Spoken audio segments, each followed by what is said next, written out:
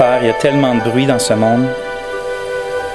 Quel temps béni de pouvoir simplement être en silence ensemble, devant ta bonté, devant ta majesté, ta grandeur, dans ta présence. Seigneur, on te cherche. On te veut dans nos vies. On veut que tu sois partout. Mais tu connais nos faiblesses. Tu connais nos nombreuses chutes, nos éloignements. Nos péchés répétés. Mais nous, Seigneur, on connaît ta bonté, ta grâce, ta patience, tes promesses. Puis c'est sur la base de tes promesses en Jésus-Christ qu'on s'approche de toi aujourd'hui, au travers des chants, la prière, le silence, puis la parole. Pallie à toutes mes faiblesses, ô Dieu, qu'aujourd'hui, ce soit toi qui parles à nos âmes, qu'on puisse sortir d'ici équipé par ton esprit, pour ne pas passer une journée sans espérer et se confier dans les bontés de l'Éternel qui se renouvellent chaque matin. Rends ma parole simple et encore une fois, Seigneur, pallie à mes faiblesses. En Jésus-Christ. Amen. Je vous invite à tourner dans un livre qu'on ne tourne pas souvent dans les Écritures, qui est le livre des Lamentations. Lamentations. Puis c'est après le prophète Jérémie dans l'Ancien Testament.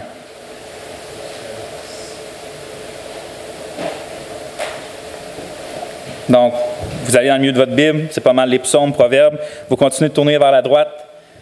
Vous allez voir les grands prophètes comme Isaïe, Ézéchiel. Je pense que l'Ézéchiel, c'est après Jérémie. Fait que vous allez voir Isaïe, Jérémie, Lamentation. On va lire ensemble le chapitre 3.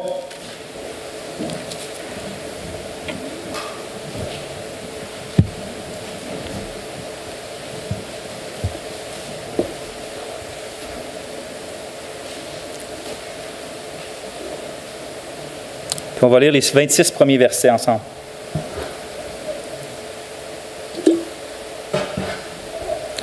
Donc, Lamentation, chapitre 3, les 26 premiers versets. La parole de Dieu se lit comme ça. « Je suis l'homme qui a vu la misère sous la verge de sa fureur. Il m'a conduit, mené dans les ténèbres et non dans la lumière. Contre moi, il tourne et retourne sa main tout le jour. Il a fait dépérir ma chair et ma peau. Il a brisé mes os. Il a bâti autour de moi. Il m'a environné de poison et de douleur. Il me fait habiter dans les ténèbres comme ceux qui sont morts dès longtemps. Il m'a entouré d'un mur pour que je ne sorte pas. Il m'a donné de pesantes chaînes. J'ai beau crier et implorer du secours, il ne laisse pas accès à ma prière.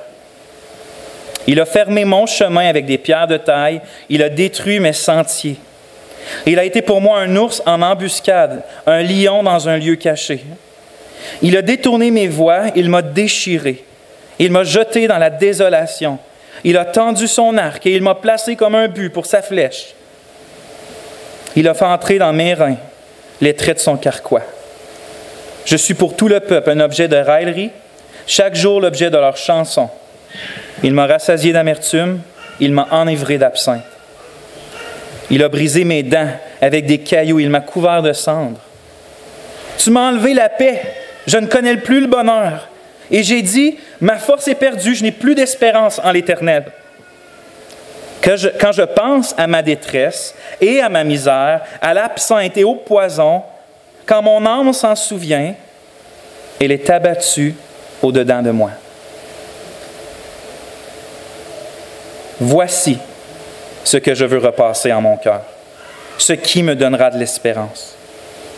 Les bontés de l'Éternel ne sont pas épuisées, ses compassions ne sont pas à leur terme, elles se renouvellent chaque matin. Oh, que ta fidélité est grande!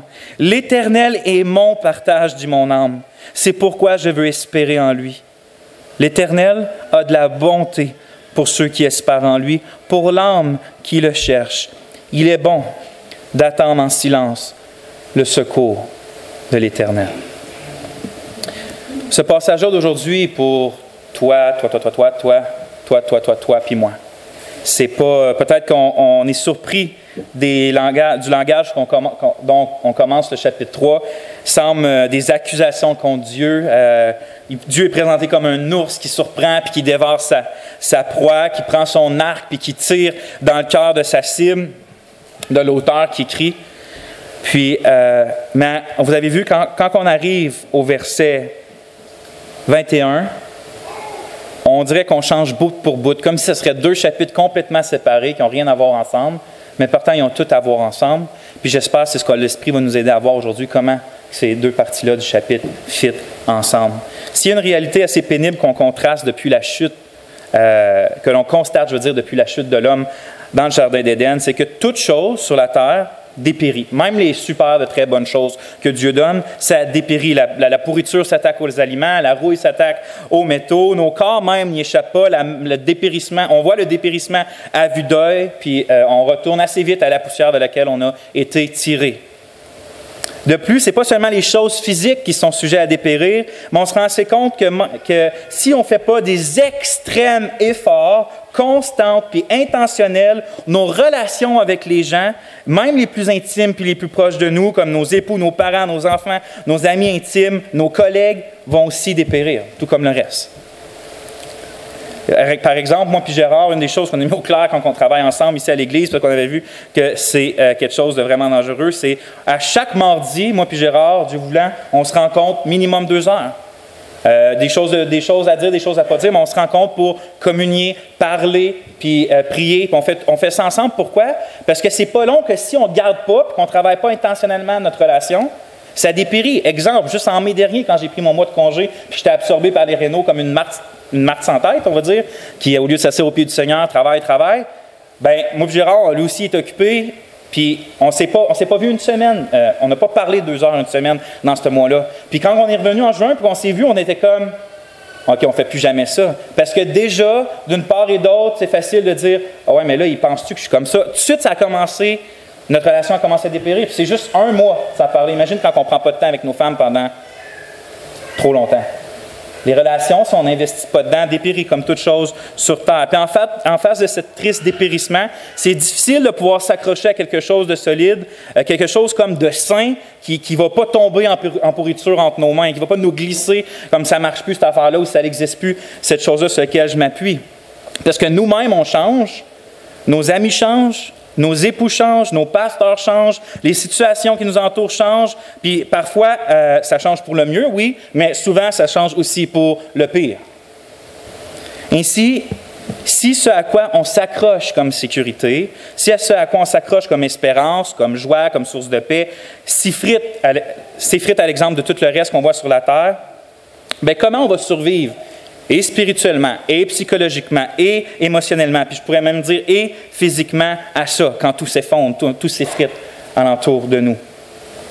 Ton Église, peut-être, n'est pas comme quand tu es arrivé et tu as trouvé ton nice. Peut-être c'est pas ton pasteur qui était mettant, il est parti. Ton époux n'est pas aussi doux qu'il était au début de votre mariage. Ton épouse est rendue en dépression. Tes enfants rejettent l'Éternel. Tes amis t'abandonnent. Ton collègue pastoral te trahit. Ta santé physique puis mentale s'envole devant tes yeux. L'anxiété puis l'angoisse que tu n'avais jamais goûté toute ta vie, tout d'un coup, à chaque matin, elle vient cogner à ta porte sans te laisser tranquille.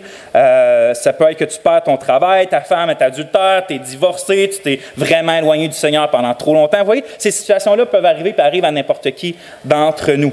J'aurais pu en nommer, mais je pense que j'ai nommé en masse. Puis en face de toutes ces situations-là qui vont nous surprendre durement comme des briques qui vont tomber du ciel des fois sans s'annoncer, la question c'est de savoir comment traverser cette journée-là, puis l'autre journée, puis l'autre journée.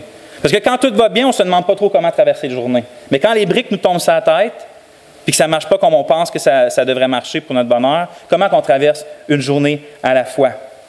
Comment expérimenter le fameux « à chaque jour suffit sa peine », comme le Seigneur le dit, mais le traverser dans l'espérance, la foi, la joie, puis la satisfaction, alors que de traverser une autre seule journée nous semble la chose la plus impossible à faire. C'est facile de dire « oui, chaque jour suffit sa peine », mais le Seigneur nous appelle à être toujours dans la joie, toujours dans l'espérance. Mais c'est là la question, c'est pas de savoir, on va traverser les jours, on va les traverser, on n'a pas le choix, mais comment le faire comme un chrétien rempli de l'Esprit? Comment le faire avec le fruit de l'Esprit, avec l'Esprit du Christ qui remplit nos cœurs? Puis la réponse à cette question-là, est vraiment succulente, puis est vraiment importante. Puis elle se trouve dans le passage qu'on a lu tantôt, puis qu'on va méditer pour le reste du message. Puis bien, juste comme preview ou bande-annonce, pour que vous sachiez où qu'on s'en va, au milieu du chapitre 3, il se trouve un verset qu'on a lu tantôt qui affirme la réponse à cette question-là de comment on fait pour traverser les jours avec foi et espérance. Puis on le lit au verset 22-23, c'est parce que les bontés de l'Éternel ne sont pas épuisées, ses compassions ne sont pas à leur terme, elles se renouvellent chaque matin. Donc ma prière et ma supplication au Dieu, c'est que l'Esprit du Christ illumine nos pensées, puis nos cœurs, par la vérité, pas par ma prédication à moi, par la vérité qu'on va voir dans le texte, pour qu'en dépit des choses qui dépérissent alentour de nous, on voit la chose impérissable à laquelle on peut s'accrocher chaque jour. C'est concret, pas juste comme s'accrocher dans les nuages, mais s'accrocher chaque jour pour passer au travers. Chaque jour suffit sa peine. Fait que j'espère que c'est ça que l'Esprit va nous aider à faire. Puis finalement, la réponse, c'est le titre de mon message, c'est que cette chose-là qui va nous aider à traverser chaque jour suffit ta peine, c'est la fraîcheur, c'est mon titre, la fraîcheur des bontés quotidiennes de Dieu. La fraîcheur des bontés quotidiennes de Dieu. Puis chaque mot est important dans ce titre-là, parce que je l'ai tiré du chapitre 3, verset 22-23, puis chaque mot dans la Bible est important. Maintenant, une question peut-être qui reste avant de commencer, c'est pourquoi tu fais cette prédication-là à l'occasion du repas du Seigneur? C'est assez simple, on va peut-être y revenir à la fin, mais je vais vous le dire juste là.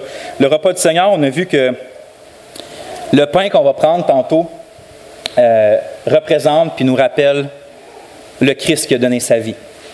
Le pain que le Père a envoyé pour remplir puis satisfaire nos âmes, comme le pain terrestre remplit puis satisfait nos corps. Puis c'est pas pour rien que Jésus a pris l'aliment le plus que le monde mange le plus quotidiennement, qui est là à la survie à cette époque-là du plus grand nombre à chaque jour, c'était le pain. Puis il utilise cette image-là comme la manne que les gens allaient chercher à chaque jour aussi.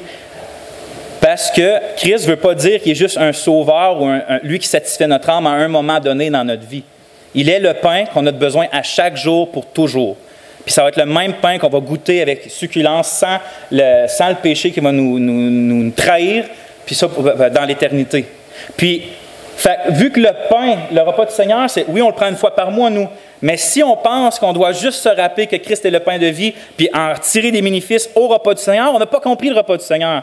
C'est là pour nous rappeler que c'est à chaque jour qu'on va à Christ comme le pain de vie. Puis aujourd'hui, le message, à la fin, on va voir les applications, c'est que les bontés de l'Éternel se renouvellent à chaque jour. Puis qu'on doit aller les prendre, nous aussi. C'est là le lien que je fais avec le repas du Seigneur, c'est qu'à chaque jour, comme le pain, on doit aller à l'Éternel. Mais bon, on va prier. Seigneur, maintenant qu'on s'en va bientôt dans le texte plus précisément, sur le chemin d'Emmaüs, c'est toi qui as révélé les Écritures. Puis c'est toujours toi qui révèles les Écritures. Révèle tes Écritures pour nous aujourd'hui, qu'on puisse comprendre les lamentations de l'auteur, puis qu'on puisse comprendre de quelle manière il a passé de « je n'espère plus à l'Éternel » à « mais je mettrai mon espérance en l'Éternel ». Amen. On a lu tantôt le texte, puis je crois qu'il y a beaucoup de chrétiens qui connaissent les versets 22-23, tu sais, les bontés de l'Éternel se renouvellent chaque matin, mais je ne crois pas qu'il y en a beaucoup qui connaissent le contexte dans lequel ces paroles-là ont été écrites. C'est pour ça que j'ai voulu, je vais dire rapidement le contexte pour qu'on puisse, parce que ça rajoute beaucoup, comme tous les contextes de la Bible, toutes les paroles. Quand on ne les prend pas hors contexte, mais qu'on les interprète dans leur contexte, on en découvre souvent toute la profondeur, ou du moins de plus en plus profond. La première chose qu'on voit, c'est que le livre des Lamentations, c'est un livre assez spécial dans les Écritures. C'est un recueil de poèmes, en fait. L'auteur, je dis l'auteur parce que historiquement, les Juifs ont dit que c'était Jérémie, mais l'auteur ne se nomme pas. Je crois aussi que c'est Jérémie. C'est pour ça que dans vos versions, c'est écrit Lamentation de Jérémie. En fait, le texte ne le dit pas. L'auteur ne se nomme pas, mais il y a beaucoup de ressemblances avec la prophétie de Jérémie. Mais par respect, parce que l'auteur ne se nomme pas, je vais dire probablement à l'auteur tout le reste de mon message. Mais je crois que c'est Jérémie quand même dans les faits. Mais l'auteur a pris, c'est un recueil de poèmes. Quand nous, on les a divisés, c'est facile avec les chapitres. Il y a 5 chapitres, il y a 5 poèmes. C'est vraiment des poèmes, c'est des acrostiches en fait, un peu comme le psaume 119 qui commence avec chaque lettre de l'alphabet hébreu, avec quelques variantes là, qu'on ne rentrera pas dedans, mais c'est 5 poèmes, 5 acrostiches qui en fait, c'est un poème, imaginez un poème dark, sombre. C'est un peu, en fait, pourquoi je dis sombre? C'est à cause, si on aurait lu, mais on l'a lu un peu tantôt, puis vous avez vu que c'est assez sombre comme poème, c'est assez ténébreux, ça fait mal de lire, on sent la douleur de l'auteur, mais c'est parce que ce poème-là a été écrit justement à l'époque de Jérémie, où que le jugement de Dieu est finalement tombé sur Juda, sur Jérusalem, Babylone est venue attaquer, ont tout détruit le temple, détruit la ville, puis ont emporté quelques personnes ont déporté quelques personnes à Babylone. Mais c'est pas juste comme on vient chercher quelques personnes, on laisse tout là, puis on s'en va. C'est une destruction quasi totale. Les enfants y passent, les femmes enceintes y passent, les vieillards y passent, tout le monde y passe, à part quelques personnes que les autres considéraient qui seraient utiles dans leur pays, dont souvent les personnes les plus nobles ou des choses comme ça.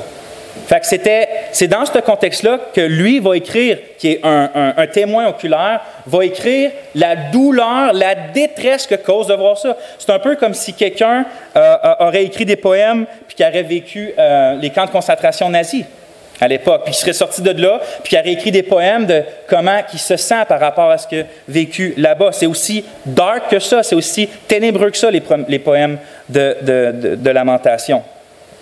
Troisième chose, c'est qu'il faut savoir, c'est que ce qui ajoutait à la détresse de l'auteur dans Lamentation, puis pourquoi il utilise ce langage-là au début du chapitre 3, c'est que l'auteur savait très bien que la douleur que son peuple vivait, puis que le monde qui avait vu périr, c'était permis puis envoyé en quelque sorte par son Dieu, par l'Éternel des armées. C'était le jugement direct de Dieu sur Juda. Donc, c'est ce qui rajoute à la douleur. C'est pas comme je vis quelque chose de difficile, puis mais l'Éternel va me projeter déjà ça, parce que c'est l'Éternel qui l'envoie. C'est l'Éternel qui le permet comme un jugement. C'est ce qui le rendait, comme qu'on le lit tantôt, aussi brouillé dans son cœur puis dans sa tête. À la lumière des enseignements de Jérémie qu'on lit dans sa prophétie, les raisons de l'effondrement de Juda et de son jugement ne sont pas difficiles à trouver. L'auteur, il sait parfaitement que le peuple de Juda était depuis longtemps apostat, ça veut dire qu'il avait abandonné Dieu. Depuis longtemps, il avait abandonné Dieu, puis encore plus grave que ça, il avait... plus grave. On peut dire plus grave parce que c'est une marche encore plus bas.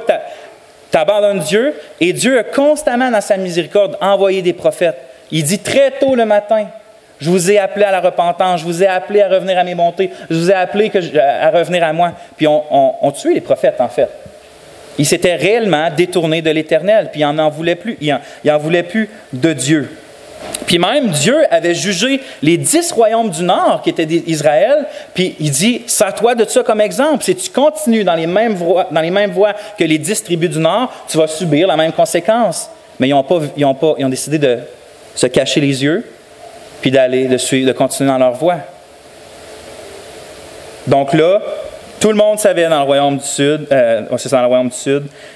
qu'est-ce que c'était, comment Dieu donnait des sanctions graves. En fait, comment étaient graves les sanctions qui venaient d'un Dieu juste, d'un Dieu saint, dont la patience est arrivée à terme. Les causes réelles de la calamité étaient le peuple lui-même, en fait, qui était déterminé à poursuivre à tout prix les attraits du péché puis les idoles, puis de préférence au seul vrai Dieu, puis de préférence aux idéaux moraux qu'on voit dans l'Alliance du Sinaï, représentée par les 10 paroles, les 10 commandements. Il aimait mieux suivre leur propre voie, finalement. L'ironie de la chose, c'est dans le fait qu'au fil des générations, comme j'ai dit, Dieu les avait avertis, mais qu'eux avaient décidé de ne pas écouter parce que leur cœur était de pierre. Puis même si depuis longtemps, ça avait été prophétisé que le peuple allait se détourner, que Dieu allait le punir à cause de son propre cœur, le cœur du peuple, bien, c'est comme si l'auteur il est quand même surpris par la dureté du jugement qui tombe. Même si Dieu n'avait rien caché, c'est exactement ça qui va arriver, puis c'est exactement ça qui est arrivé, mais l'auteur est quand même surpris par l'ampleur du jugement qui tombe sur le peuple. Il se lamente envers Dieu, en fait, d'une action qui était aussi, à ses yeux aussi radicale que ça. Mais en même temps, on lit au travers de la lamentation, je vous fais là, je me promène dans Lamentation sans vous le dire, là, mais en même temps, on voit que l'auteur reconnaît que la justice divine, son jugement, découle de sa droiture, de sa sainteté, de sa pureté, de sa perfection. Ce n'est pas à cause qu'il se trouve quelque chose de pas correct en Dieu qu'il fait un jugement comme ça. L'auteur sait très bien que ça vient de sa propre pureté, la pureté de Dieu, qui est tellement pure qu'il ne peut pas laisser impunie l'iniquité. Donc aussi, il se lamente sur la grave folie d'un peuple qui était obstiné et indifférent aux appels de Dieu.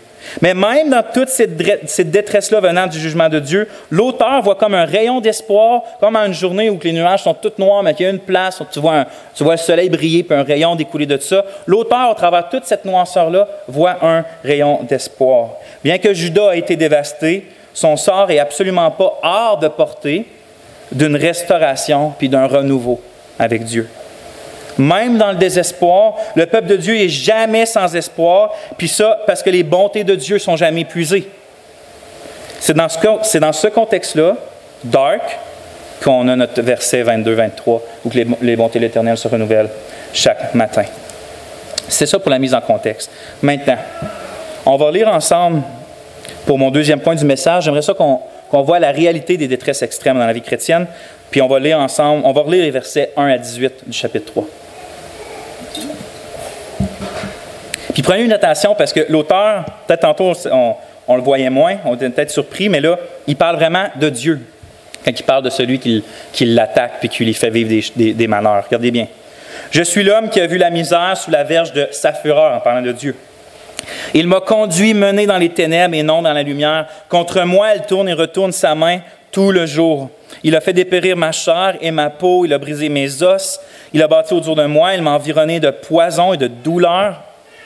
Il me fait habiter dans les ténèbres comme ceux qui sont morts dès longtemps. Il m'a entouré d'un mur pour que je ne sorte pas, il m'a donné des pesantes chaînes. J'ai beau crier et implorer du secours, et il ne laisse pas accès à ma prière. Il a fermé mon chemin avec des pierres de taille, il a détruit mes sentiers. Il a été pour moi un ours en embuscade, un lion dans un lieu caché. Il a détourné mes voies, il m'a déchiré, il m'a jeté dans les désolations. Il a tendu son arc, il m'a placé comme un but pour sa flèche. Il a fait entrer dans mes reins les traits de son carquois. Je suis pour tout mon peuple un objet de raillerie, chaque jour l'objet de ses chansons, de leurs chansons. Il m'a rassasié d'amertume, il m'a environné d'absinthe. Il a brisé mes dents avec des cailloux, il m'a couvert de cendres. Tu m'as enlevé la paix. Je ne connais plus le bonheur. Et j'ai dit, ma force est perdue, je n'ai plus d'espérance en l'Éternel. Quand je pense à ma détresse et à ma misère, à l'absinthe et au poison, quand mon âme s'en souvient, elle est abattue au-dedans de moi. Peut-être qu'on est surpris de voir ce langage-là dans la Bible, mais pourtant on ne devrait pas, parce qu'il ne se trouve pas juste dans les Lamentations. Il se trouve Job. En fait, Lamentation, on pourrait quasiment dire que c'est une version nationale de Job. Ce que je veux dire, c'est que Job, il était lui-même atteint par des choses que Dieu permettait dans sa vie, puis il ne comprenait pas. Mais là, c'est le peuple au complet qui était atteint d'un jugement. Puis malgré que c'était expliqué, il n'en comprenait pas l'ampleur. Puis même, on pourrait... un débat entre les experts, c'est qu'on ne sait pas si au chapitre 3, l'auteur parle de lui-même ou si il se met à la place de Jérusalem qui se plaint, qui se lamente à Dieu, comme si Jérusalem, la ville, serait une personne. Mais peu importe, ça ne change pas le point de ce qui est dit là-dessus. Mais mon point, c'est ça. Est-ce qu'on est surpris d'entendre ce langage-là?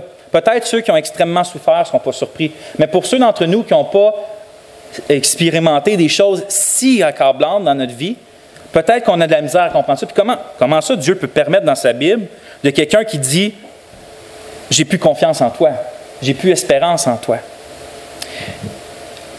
Dans la Bible, Dieu aime ses enfants qui se lamentent avec foi. Dieu, allez lire les psaumes, Dieu a bourré les psaumes, des chants, des prières de lamentation. Quand on vit des choses difficiles, c'est pas vrai que Dieu préfère qu'on se cache de se faire une bonne théologie, puis dans le fond de notre cœur, on s'exprime comme ça, mais on se cache derrière une bonne théologie. Ce que je veux dire, c'est que Dieu est souverain, Dieu est bon.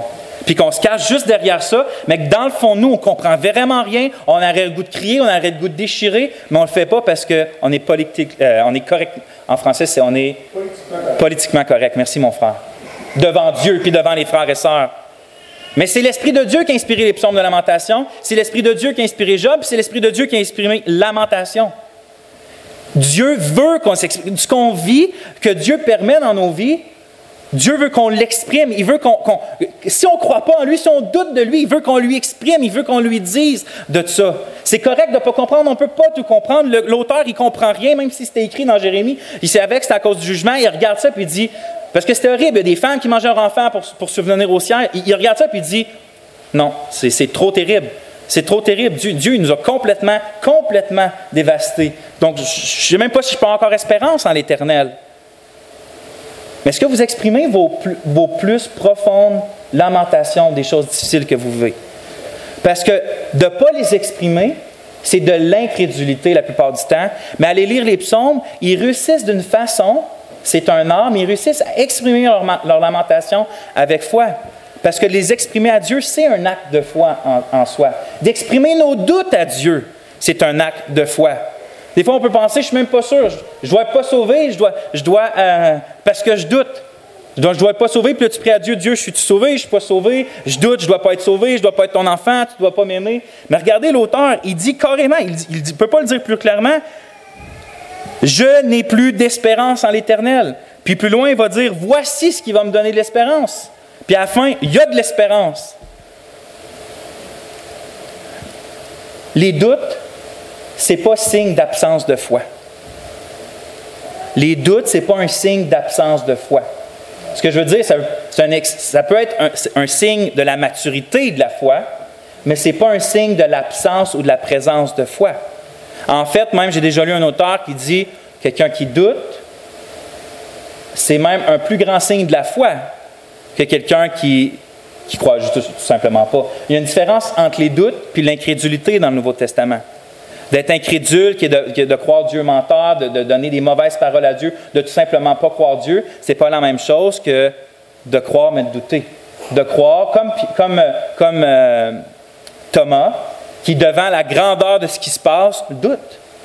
Je ne vais pas croire tant que je ne vois pas. Je l'ai vu sur une croix, mon Seigneur.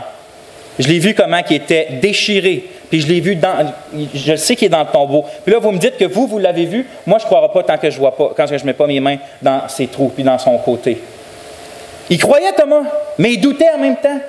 La foi doute des fois, mes frères et sœurs. Puis l'auteur, là, doutait en face des douleurs qui étaient en face de lui. Puis mon point, c'est surtout de montrer que, est-ce qu'on est conscient en tant que chrétien que oui, il y a des réalités qui peuvent nous emmener jusque-là dans nos vies, des réalités de détresse qui peuvent nous emmener jusque-là.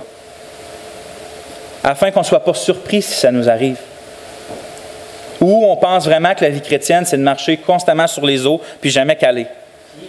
C'est constamment là, chanter Kumbaya en flottant sur la mer. Je sens que ceux qui rient, ils savent que ce n'est pas vrai. Parce que ce n'est pas vrai. Ce n'est pas comme ça. Il y a des joies que jamais ce monde-là pourront égaler. Puis même dans les détresses les plus profondes que le chrétien va expérimenter, les joies qui goûtent dans ces détresses-là est plus grande que les meilleures joies dans le monde sans détresse, mais quand même, il y en a des détresses, frères et sœurs. Puis pratiquement tous les auteurs bibliques l'ont vécu, les détresses. Puis la plupart des auteurs bibliques en sont morts de leur détresse. Fait que l'auteur, il est correct de s'exprimer comme ça. Puis regardez, si lui, il peut dire « Dieu est comme un ours qui me déchire », puis que Dieu ne le reprend pas, puis ne le détruit pas sur le champ. Parce que c'est pas correct de penser ça, c'est pas correct, j'excuse pas ça, puis l'auteur non plus, mais Dieu, il ne va pas être là en train de dire « Non, dis pas ça de moi, dis pas ça de moi ». Il va laisser nous exprimer. Tu sais, si on perd un enfant, c'est correct de dire à Dieu « Tu viens de me déchirer complètement ». Il y a une chose entre en vouloir à Dieu, puis exprimer comment on sent de ce qui est permis dans notre vie. C'est important de réaliser qu'il y a des détresses extrêmes qu'on peut expérimenter dans notre vie. Mais malgré ces détresses-là extrêmes, regardez ce que 2 Corinthiens 4, 8 à 9 va dire. Nous sommes pressés de toute manière, mais non réduits à l'extrémité. Dans la détresse et non dans le désespoir. Persécutés, mais non abandonnés. Abattus, mais non perdus. On peut toucher le fond de l'abîme, comme va dire le psaume 130. Mais on n'est jamais trop loin de ce que l'auteur va bientôt nous dire dans Lamentation, des bontés de Dieu qui se renouvellent chaque matin. Donc, la réalité des détresses extrêmes. Troisième point, la question, c'est, mon point, c'est méditer les bontés de l'Éternel, mais la question qu'on se pose, c'est, OK, l'auteur, on le voit dans le chapitre, il passe de « Dieu est un ours qui me déchire, je n'ai plus d'espérance à l'Éternel » à « Voici ce qui va me donner d'espérance, puis j'espère en l'Éternel. » Puis l'Éternel est fidèle. C'est ça qu'il va dire. Il va dire il est fidèle. Comment qu'il passe de là à là? Parce que moi, c'est ça que je veux savoir. Je ne veux pas juste savoir que c'est possible, je veux savoir le comment me rendre là quand que je vis une détresse. Peut-être pas comme l'auteur, mais de même une détresse pour moi, du moins. Comment que je fais? Regardez, on va lire les versets 19 à 23. Quand je pense à ma détresse, regardez bien ce qu'il dit. Quand je pense à ma détresse et à ma misère, à l'absinthe et au poison, quand mon âme s'en souvient, elle est abattue au-dedans de moi. Puis là, après, il dit, voici ce que je veux repasser en mon cœur, ce qui va me donner, ce qui me donnera de l'espérance. Les bontés de l'Éternel ne sont pas épuisées, ses compassions ne sont pas à leur terme, elles se renouvellent chaque matin. Oh, que ta fidélité est grande. Donc, qu'est-ce que l'auteur fait? Je pense qu'il fait deux choses. C'est qu'il nous montre, premièrement, qu'une grosse partie de sa détresse, de son malheur, était du fait qu'il ne regardait que sa détresse et son malheur. Parce qu'il va dire, au verset 19, « Quand je pense à ma détresse, quand je médite, quand je réfléchis à ma détresse et à ma misère, à l'absinthe, au poison, quand mon âme s'en souvient, elle est abattue au-dedans de moi. » Mais après ça, il va dire, ce qui va me donner l'espérance, c'est que je vais repasser quelque chose d'autre dans mon cœur. Je vais méditer quelque chose d'autre, je vais regarder quelque chose d'autre que mes détresses. Mais on en a déjà parlé dans le dernier message que j'ai fait au repas du Seigneur de fixer Christ. Mais on a une tendance stupide, les êtres humains, à quand on voit de la boue et du bourbier, on le regarde et on ne détache pas nos yeux. La chose qui nous attriste le plus dans notre vie, c'est ce qu'on va regarder le plus. C'est ce qu'on va méditer, on va nourrir notre cœur constamment avec ce qui nous jette à terre, ce qui nous met en dépression, ce qui nous rend anxieux, ce qui nous fait douter de l'Éternel. Il y a une doctrine particulière de la Bible qui nous rend mal à l'aise, qui nous fait douter de Dieu, mais on va la fixer avec nos yeux. Jusqu'à temps que l'ennemi en vienne enflammer nos pensées mauvaises, puis qu'on doute carrément de l'Éternel, puis qu'on soit plus capable de sortir de là. C'est un combat, ce que l'auteur de Lamentation fait, c'est un combat des pensées. C'est un combat de diriger son cœur vers une place, puis de l'enlever d'une autre. C'est un acte de sa volonté de méditer quelque chose de différent dans sa vie. Tu sais, regardez, on a des maisons, des appartements. Puis tu te lèves le matin, là, puis c'est comme si la maison, mettons qu'on est dans une détresse extrême, notre maison est toute en verre, est sale, puis c'est juste, il y a des miroirs un peu partout, puis à chaque fois qu'on passe devant un miroir, on voit quel être misérable nous sommes. Puis on peut se promener dans la maison puis tout voir ça, tout voir les malheurs, regarder comment c'est à l'envers, voir le lait dans le miroir, puis juste rester là-dedans, puis voir comment c'est dégueulasse, puis voir comment que c'est pas beau ce qui se trouve dans mon cœur, c'est pas beau ce qui se trouve dans ma situation. Qu'est-ce qui va arriver si on fait ça? On va-tu vraiment sortir de là? On a un autre choix. C'est d'ouvrir les fenêtres, puis de regarder ailleurs que dans notre maison. Puis c'est ce que l'auteur des Lamentations fait. Il décide d'ouvrir les fenêtres, d'arrêter de regarder Jérusalem, d'arrêter de regarder les corps qui gisent dans les rues, puis de partir. Oui, il a fait ça pendant 2 poèmes, c'est assez. Au 3e poème, il jette ses yeux ailleurs. Puis à une place bien précise. Au travers, rouvre les fenêtres, parce que où qu'il veut regarder, c'est pas lui, c'est pas proche de lui. C'est même pas un peu éloigné de lui. C'est très loin de lui, quelqu'un qui ne lui ressemble pas du tout, puis c'est l'Éternel et ses bontés. C'est là qu'il veut regarder. Puis c'est là qu'il va regarder. Puis ça m'amène à mon 4e point, qui est justement mon titre, la fraîcheur des bontés quotidiennes de Dieu. Regardez où que l'auteur regarde. Il finit le verset 20 en disant que quand il se souvient de tout son malheur, il est dans le malheur, qui est abattu au-dedans de lui. Mais au verset 21, il dit « Voici ce que je veux repasser en mon cœur. » Donc, dans le contexte de ma détresse, au lieu de regarder toute ma détresse, puis d'être encore plus abattu, je vais faire une chose, voici ce que je vais repasser en mon cœur, ce qui va me donner de l'espérance, c'est les bontés de l'Éternel ne sont pas épuisées. Les compassions ne sont pas à leur terme. Elles se renouvellent chaque matin. Oh, que ta fidélité est grande. Il y a plusieurs choses que je veux voir là. Puis là, il faut que je me retienne parce que je pourrais prêcher 68 jours là-dessus, sur chaque mot du verset. Mais on va se contenter de quelques minutes. Le premier point, regardez, il dit que ce qui va lui donner de l'espérance, c'est de repasser dans son cœur les bontés de l'Éternel et ses compassions. Les bontés de l'Éternel et ses compassions. Il ne dit pas, puis je vais m'expliquer, il ne dit pas la sainteté, il ne dit pas la souveraineté, il ne dit pas la justice, il ne dit pas la droiture. C'est toutes des bonnes choses. Il dit ni la sagesse. Il prend le temps, il dit c'est les bontés et les compassions. Ce n'est pas que les autres choses ne sont pas bonnes, c'est l'Éternel Dieu. Toutes les choses que l'Éternel est, tous ses attributs sont bons. Mais dans la détresse qu'il vit présentement, ce qu'il a besoin, c'est les bontés et les compassions de l'Éternel et il décide de regarder là et nulle part ailleurs. Parce que si vous vivez, regarde bien, encore une fois, vous vivez une détresse à cause de votre propre péché, qui est la plupart des détresses qu'on vit tous, ou qu'on va regarder, on va aller fixer. Puis c'est correct, mais regardez la nuance. On va aller fixer comment l'Éternel est en colère contre le péché, comment il est pur, puis qu'il ne peut pas cohabiter avec le péché. Puis on va regarder tout ça jusqu'à temps que notre propre cœur et Satan s'en servent pour nous montrer comment l'Éternel est contre nous, ce qui est contraire à l'Évangile. Plutôt, ce qu'on devrait faire, c'est, dans tout ça, on connaît la sainteté de Dieu, on connaît l'horreur du péché qu'il y a, on sait qu'il ne veut pas que le péché cohabite avec nous, mais l'Évangile nous apprend à regarder où? À Dieu au travers Christ, dans sa bonté qu'il y a pour nous, malgré qui nous sommes. Fait que quand on se bat contre un péché, au lieu de fixer ce qui nous amène à nous éloigner du Christ, on devrait fixer ce qui nous approche du Christ. Et dans ce cas-là, les bontés inépuisables de l'Éternel. Ces bontés qui se renouvellent chaque jour. C'est comme une personne que je connais bien. Il y a de la misère avec la doctrine de l'élection.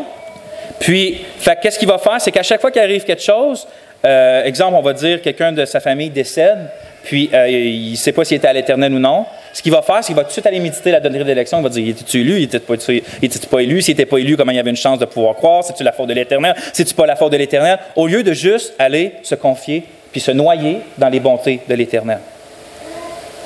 C'est la même chose. Il y a une situation qui arrive dans notre vie, on perd une job ou quelque chose, on va aller tout de suite, l'Éternel, es-tu vraiment sage d'avoir fait ça? Dans le fond, j'avais besoin de ça. Puis au lieu d'aller se noyer puis se confier dans les bontés de l'Éternel.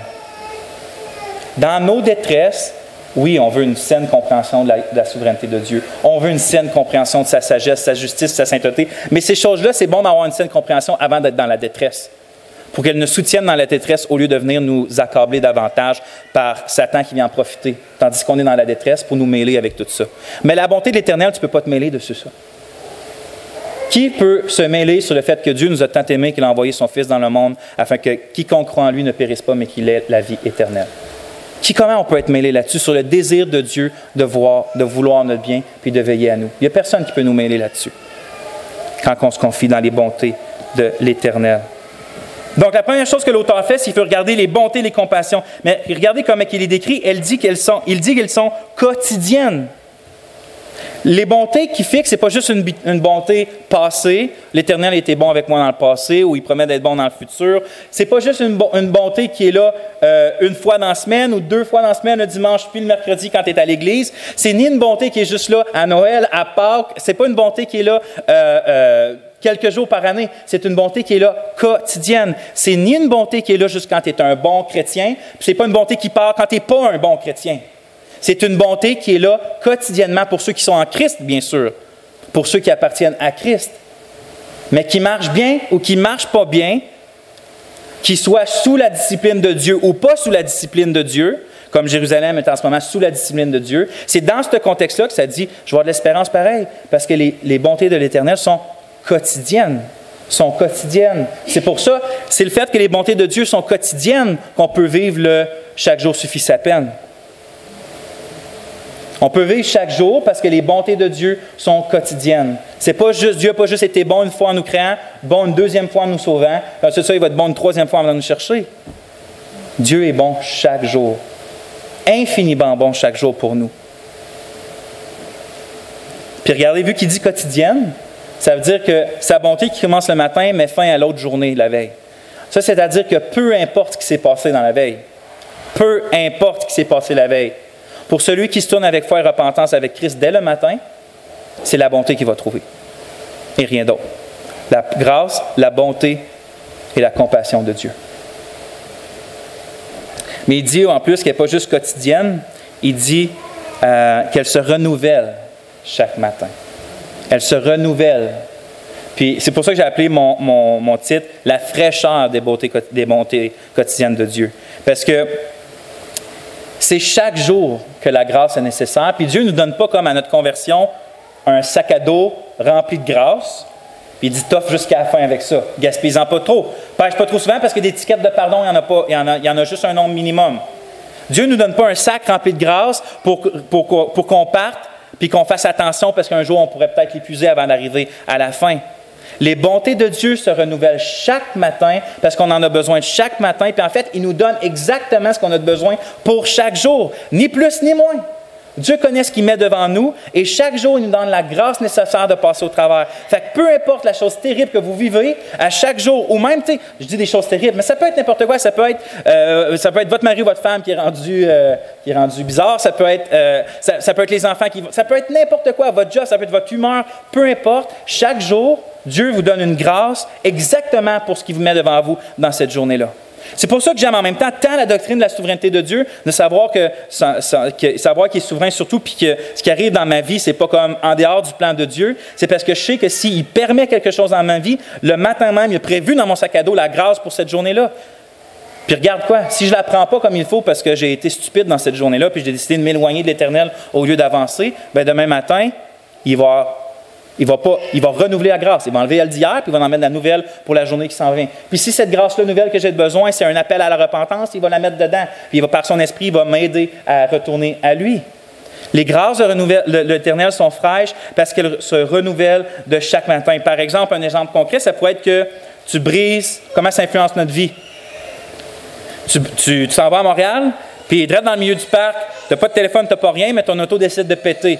Tu pourrais être comme fâché, tu pourrais dire, voyons, Dieu, j'ai un rendez-vous important, ou je m'en vais voir ma famille, puis tu pourrais être fâché, tu pourrais être anxieux, tu pourrais être triste, ou tu pourrais te dire, je n'ai pas d'affaire à m'inquiéter. Un matin, dans mon sac, Dieu a prévu la grâce pour ce moment-là. Dieu prévoit la grâce pour chaque chose qui amène dans ta vie. Je vais répéter, Dieu prévoit la grâce pour chaque chose que tu dois affronter dans ta vie. Le fait que ça se renouvelle chaque matin, c'est justement, tu sais, quand quelque chose est frais et de meilleure qualité toujours. Quand on se lève le matin et qu'on va au frigidaire de l'Éternel, on ne va jamais trouver une grâce qui a dépéri, une compassion qui avait puis qui a pu, un amour qui avait puis qui est moins grand. On ne va jamais trouver ça parce que ses grâces se renouvellent chaque matin. Ses grâces sont fraîches, ses bontés sont fraîches, son pardon est frais. Tout est frais. Ce qui veut dire que, encore aujourd'hui, tu peux goûter à la grâce de l'Éternel aussi fraîchement que ça l'était au jour de ta conversion. Même si ça fait des mois que tu t'es éloigné de l'Éternel, des années, voire vraiment trop d'années, tu peux goûter aujourd'hui, puis demain, puis encore après-demain, puis jusqu'à ta mort, puis pour l'éternité, de façon fraîche, les grâces de l'Éternel qui n'ont pas diminué pour ceux qui sont en Jésus-Christ. Parce qu'elles sont fraîches, parce qu'elles se renouvellent chaque matin. Puis regardez, je veux juste comme, c'est pas une parenthèse parce que c'est dans le texte, mon verset 24, c'est écrit « L'Éternel est mon partage, dit mon âme. C'est pourquoi je veux espérer en lui. » Quand il dit « L'Éternel est mon partage », je veux dire « est mon lot, est ma récompense, est ce que j'ai. » Puis ça nous explique un peu qu'est-ce qu'il veut dire aussi par les bontés de l'Éternel. Ce que l'auteur recherche, qui va lui donner de l'espérance, c'est pas que Dieu, tu sais, les bontés qu'il montre, c'est pas de venir fixer toutes les choses horribles qu'il a vues puis expérimentées. Pour lui, de dire ce qui va me donner l'espérance, c'est les bontés de l'Éternel qui va venir tout arranger ce que j'ai vu, puis ce qui me rend malheureux puis abattu. C'est pas ça que l'auteur veut dire. L'auteur, les bontés de l'Éternel puis les compassions de l'Éternel, c'est de finalement de voir que son trésor, sa satisfaction, ce qu'il a le plus de besoin, c'est l'Éternel. L'Éternel est mon partage, pas que Jérusalem soit reconstruit nécessairement, pas que tel ressuscite d'entre les morts, c'est pas que ton mari soit mieux, que ta femme soit mieux, que tes enfants soient mieux, que ton travail soit mieux, que tu sois en santé. C'est pas ça les bontés de l'Éternel quotidiennes qui vont te faire espérer chaque jour. C'est de savoir que tout ce que Dieu permet dans ta vie, il ne le permet pas, même si c'est difficile, avec une espèce de joie quand c'est difficile, mais il le fait avec la joie de savoir qu'il va t'emmener toujours plus près de lui, pour que tu goûtes toujours plus ses bontés, ses beautés, puis ses satisfactions. Il va dire, on ne l'a pas lu tantôt, mais au verset 32, c'est dit, « Mais lorsqu'il afflige, il a compassion selon sa grande miséricorde, car ce n'est pas volontiers qu'il humilie, qu'il afflige les enfants des hommes. » Voyez-vous? Ce n'est pas volontiers, c'est pas comme « je suis tanné, je deviens patient, j'écrase tout ». Quand que Dieu est avec son peuple d'alliance, puis qu'il envoie des afflictions, c'est comme un père aimant dans le but de les détourner de toutes leurs idoles, de tout où ils s'en vont pour leur mort, pour leur détresse. Puis il dit, ça va faire mal, je suis prêt à te casser les jambes, je suis prêt à te casser les bras, je suis prêt à te casser le dos, je suis prêt à te rendre dans le malheur un temps, juste parce que je sais que c'est ça qui va faire que tu vas vraiment trouver ce qui va vraiment satisfaire ton âme, puis que tu vas arrêter de chercher comme une poule pas de tête, ce qui va te satisfaire. Les bontés dans lesquelles on espère, ce n'est pas que tout soit fixé dans notre vie, c'est qu'on soit réellement tellement proche de notre Dieu, qui est notre partage, qui est notre lot, qui est notre récompense, que le reste, on peut s'en passer, si on a Dieu. On va finir avec le point 5 avant de prendre le repas du Seigneur. C'est l'application de ce message-là. Du texte, je veux dire, pas tant du message, mais du texte. Au verset 25, on lit, après qu'il dit que les bontés de l'Éternel se renouvellent chaque matin, il dit au verset 24, « L'Éternel est mon partage et mon âme, c'est pourquoi je veux espérer en lui. » 25, « L'Éternel a de la bonté pour celui qui espère en lui. Pour l'âme qui le cherche, il est bon d'attendre en silence le secours de l'Éternel. » Si je pourrais faire une application, on aurait des milliers, c'est sûr. Mais s'il y en a une, c'est que puisque les bontés de l'Éternel sont fraîches chaque matin, sont déposées devant vous juste pour le moment que vous vous réveillez, c'est toujours quand même votre responsabilité d'aller cueillir dans le panier, d'aller ouvrir le frigidaire de l'Éternel, puis de les manger, ces mets succulents, puis d'aller rechercher l'Éternel. C'est pour ça qu'il finit en disant que l'Éternel a de la bonté, les bontés qui se renouvellent chaque matin, pour ceux qui le cherchent. Pour ceux qui le cherchent. C'est pas le fait que, oui, il y a des bontés qui se renouvellent chaque matin, mais si vous ne cherchez pas l'Éternel, vous n'allez jamais goûter les bontés de l'Éternel. Mais chaque matin, ces bontés vont demeurer, puis le lendemain, il va y avoir un autre panier, puis le lendemain, un autre panier. Mais si on n'y va pas chercher l'Éternel, on ne va jamais manger le panier. Allons ouvrir le frigidaire, frères et sœurs. Allons voir le banquet que Dieu nous a préparé dans sa présence. De façon concrète, c'est qu'est-ce qu'on fait à passer une journée sans aller dans sa présence?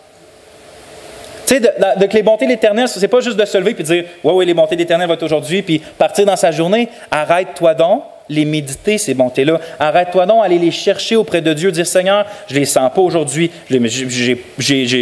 Ma chair est forte aujourd'hui, mes désirs, tu sais que j'ai fait ça hier. Je veux demander pardon, mais je me sens hypocrite. » Mais tu t'assois, puis tu exprimes ça à Dieu. C'est d'aller chercher les bontés, parce qu'au travers de ça, tu vas goûter sa compassion, tu vas goûter sa force, tu vas goûter sa sagesse, tu vas goûter sa droiture, sa justice, tout ce que Dieu est, tu vas le goûter dans ta vie parce que tu vas à ses pieds puis tu vas le chercher.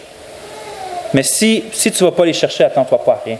L'application du fait que les bontés, je répète, l'application que les bontés de l'Éternel se renouvellent chaque matin, c'est le fait que tu dois aller les chercher chaque matin, ou chaque journée, ou chaque soir. L'auteur du psaume 133 qu'on a lu tantôt, il avait compris ça. Regardez, lui aussi, il est abattu. Au verset 4 du psaume 143, il dit « Mon esprit est abattu au-dedans de moi, mon cœur est troublé dans mon sein. Je me souviens des jours d'autrefois, un peu comme on vient de lire. Je me souviens des jours d'autrefois, je médite sur tes œuvres, je réfléchis sur l'ouvrage de tes mains. J'étends mes mains vers toi, mon âme soupire après toi comme une terre desséchée. Hâte-toi de m'exaucer, ô Éternel. Mon esprit se consume, ne me cache pas ta face. Je serai semblable à ceux qui descendent dans la fosse. Fais-moi, dès le matin, entendre ta bonté. » Ça, c'est l'application de les bontés de l'Éternel se renouvellent chaque matin. D'aller au pied du Seigneur et de dire « Fais-moi entendre ta bonté. Fais-la rentrer dans mon cœur. » Ou « Fais-moi la voir, je ne la vois pas. Fais-moi la comprendre, je ne la comprends pas. » Mais fais-moi voir ta bonté. C'est fou qu'il dit ceux qui espèrent en l'Éternel, parce que le problème quand on pète puis qu'on s'éloigne de l'Éternel puis qu'on goûte à toutes sortes de malheurs, c'est qu'on ne veut pas revenir à l'Éternel parce qu'on pense qu'il faut réparer nos actions envers l'Éternel. Tu sais, comme on a fait 74 mauvaises actions, il faut que j'en fasse 75 si je veux revenir dans la présence de Dieu. Mais l'auteur, il dit l'Éternel a de la bonté pour ceux qui travaillent vraiment fort à revenir à lui. C'est pas ça. C'est l'Éternel a de la bonté pour celui qui espère en lui. Espérer, croire, se confier. Confier malgré tout ce que tu vois avec tes yeux et ce que tu sens dans ton cœur. Malgré tout ça, dire ce qui va me donner l'espérance, c'est de me confier dans les bontés quotidiennes de Dieu. C'est ça que Dieu te demande. C'est pas genre de « Ah, tu as été 2 mois sans aller à l'église, fait que je vais aller 2 mois à l'église, je vais me sentir mieux après. » C'est pas ça. C'est de se confier dans les bontés. En Christ, qui a payé pour nos péchés, pour que les bontés de Dieu soient constamment fraîches pour nous, chaque matin. Concrètement, pourquoi pas prendre une feuille de papier puis chaque matin, ils sont de la misère. Tu sais, mettons qu'on n'a pas de discipline de vie, de culte avec Dieu personnel. Pourquoi pas juste commencer le soir ou le matin puis d'écrire les bontés quotidiennes de Dieu? Au lieu de fixer nos malheurs, là, de se reprogrammer. Puis si c'est un jour, puis deux un autre jour, c'est pas grave. Juste trouve au moins une bonté de l'Éternel dans ta journée, une grâce, une compassion, écris-la sur un bout de papier, va te coucher ou pars ta journée après. Fais ça, c'est concret. Fais-le, puis tu vas commencer à reprogrammer tes pensées au lieu de méditer le malheur, à méditer le bonheur qui est en Christ. Donc, je vais m'arrêter là, parce que j'ai hâte de prendre le repas du Seigneur avec vous. Puis, comme je l'ai dit tantôt, si je ne me retiens pas, ça va partir. Fait que merci frères et sœurs, on va prier ensemble. Que tes bontés sont succulentes, fraîches, présentes. Seigneur, aide-nous. On va prendre ton pain, ton vin. Puis, je sais que je t'ai prié ça la dernière fois, puis je te reprie encore, que quand on étend la main pour prendre la coupe ou le pain, que tu nous aides dans nos cœurs, par la foi, à étendre la main pour saisir les bontés qui sont en Jésus-Christ, ton pardon, comme d'une façon fraîche, ta gloire comme d'une façon fraîche, ta force comme d'une façon fraîche. Seigneur, fais-nous tous les jours goûter à la joie de ton salut. Bénis le reste du temps qu'on va passer autour de ta table, puis donne-nous un cœur d'adorateur, Seigneur. En Jésus. Amen. On va passer une minute de silence, après quoi on va terminer la première partie avec un chant, puis ensuite de ça, ça va être le repas du Seigneur en soi.